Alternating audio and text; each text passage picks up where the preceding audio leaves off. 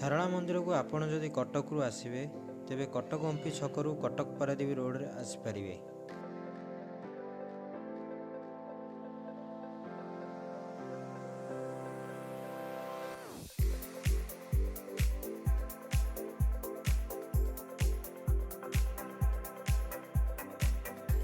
बर्तमान शाला मंदिर जावाई बोधे यपटे रास्ता।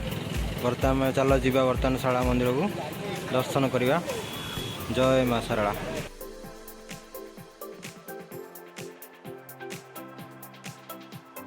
सारला मंदिर गला बेलू गोटे ट्रेन लाइन क्रॉसिंग भी पड़ो। ये क्रॉसिंग दे जावाक पड़ो पूरा सीधा रास्ता रे।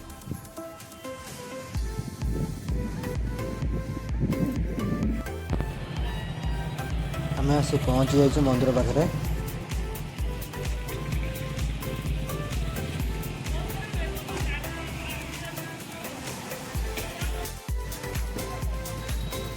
आपन जदि पिकनिक बस किंबा कार और बाइक नहीं आसती पार्किंग बहुत सुविधा अच्छी।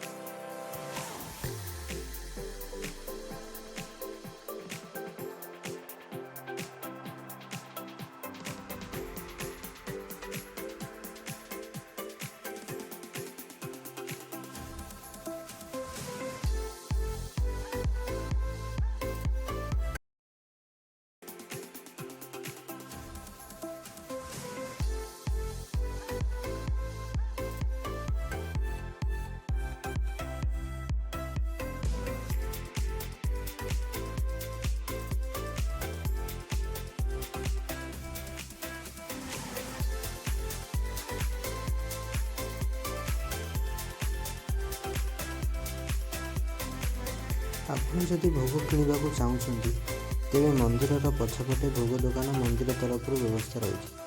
सेठू भोग आनी माँ को पाखे भोग अर्पण करें।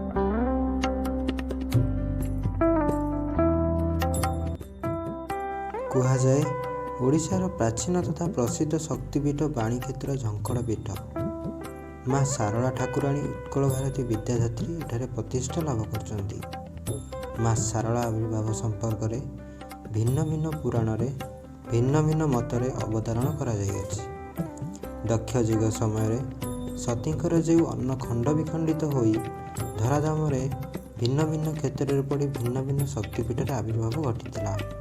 तन्मध्यरु सतींकर जिह्वा यही पीठरे पड़िथिबारु एठारे बागदेवी शारंकर आविर्भाव होईछि एवं एठारे पणा संक्रांति, धनुयात्रा, चंदन यात्रा, दशहरा भली एमिति अनेक पर्वपर्वाणी मध्य पालन करा जाय थाए। एही पर्वपर्वाणी रे माँ को पाखरे लोकमानकर प्रबल भिड़ देखा मध्य मिलता है।